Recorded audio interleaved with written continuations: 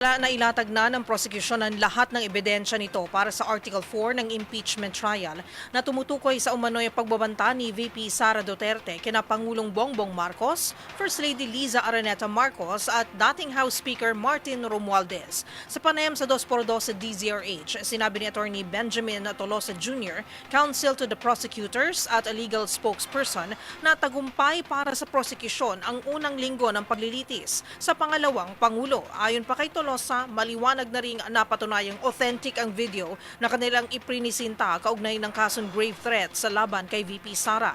Dagdag pa niya, ginamit din ng mismong depensa sa kanilang cross-examination ng video na iprinisinta ng witness ng prosecution na si NBI Senior Agent John Mark Calilo.